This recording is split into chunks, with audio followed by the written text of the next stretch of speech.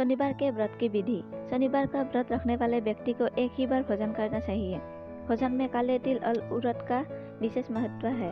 शनिदेव की पूजा में तांबे के पैसे, काले उड़द और काला वस्त्र चढ़ाया जाता है। इससे शनिदेव प्रसन्न होते हैं। शनिवार व्रत कथा। एक दिन सातों ग्रह सूर्य, चंद्र, मंगल, बुध, बृहस्पति, शुक्र, शनि बैठे हुए इस बात का विवाद छेड़ रहे थे कि समस्त ग्रहों में कौन सा ग्रह सबसे बड़ा है।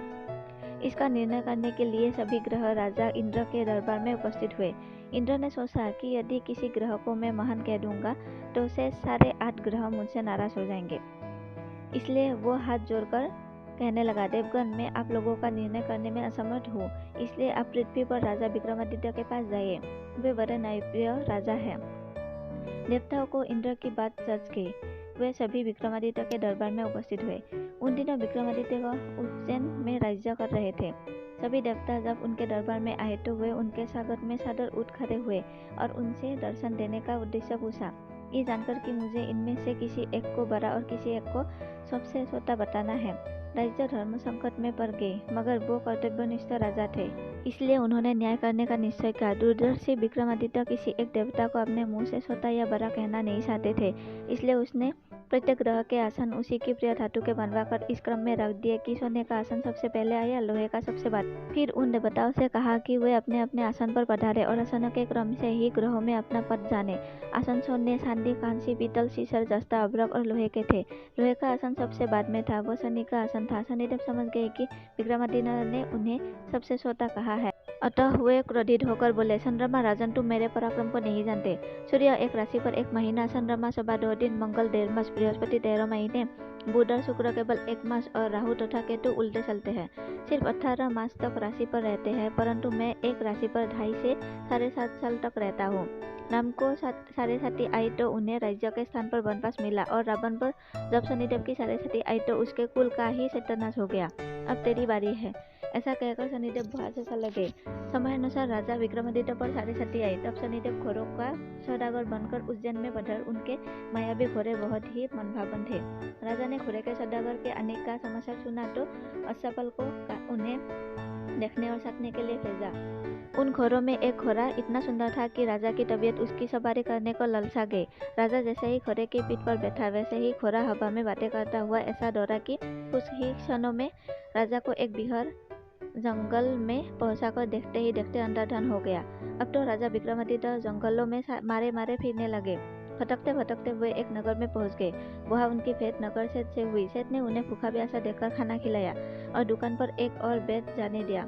शनि महाराज की कृपा से उस दिन सेठ को खूब आमदनी हुई। सेठ ने राजा को भाग्यवान पुरुष समझकर अपने वहां रखने का फैसला किया। सेठ राजा को अपने घर ले आया। जिस समय राजा भोजन कर रहा था, उस कमरे की खूंटी पर 9 लाख का हार टंगा था। राजा की जैसे ही उस हार पर नजर आई, खूंटी उस हार को देखते ही निकल गई। कुछ देर बाद सेठ कमरे में आया और उस खूंटी पर हार न पाया तो उसने राजा को हार की चोरी के अपराध में पकड़वा दिया। न्यायाधिपति ने राजा के दोनों हाथ पैर काटने का आज्ञा दी। जब राजा सरंगिया बन गया तो उस नगर के एक तेली को राजा पर दया आ गई। वो उसे उठा लाया। उसने उसे कोल्हू के पीछे बिठा दिया ताकि बैल हाँक सके। 7.5 बीतने में कुछ काल ही बचा था कि सरंगिया को वर्षा ऋतु में मल्हार राग गाने की सूझी।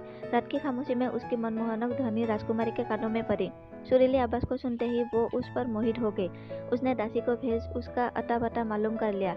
रागी सरंगिया है सुनकर राजकुमारी ने प्रण कर लिया कि अगर वो विवाह करेगी तो उसी से करेगी, वरना आजीवन अविवाहित रहेगी। सुबह जब राजा रानी को मालूम हुआ तो उन्होंने समझाने की कोशिश की, मगर राजकुमारी अपना प्रण तोड़ने को तैयार ही नहीं थी। विवश होकर राजा रानी को मानना पड़ा और राजा ने तेली को बुलाकर आदेश दिया कि वो सरंगिया की शादी मेरी लड़की के साथ करने का इंतजाम करे। राजा आज्ञा बस तेली को सरंगिया की शादी का प्रबंध करना पड़ा। राजकुमारी और सरंगिया का विवाह करा दिया गया। वो 7.5 की अंतिम राशि थी।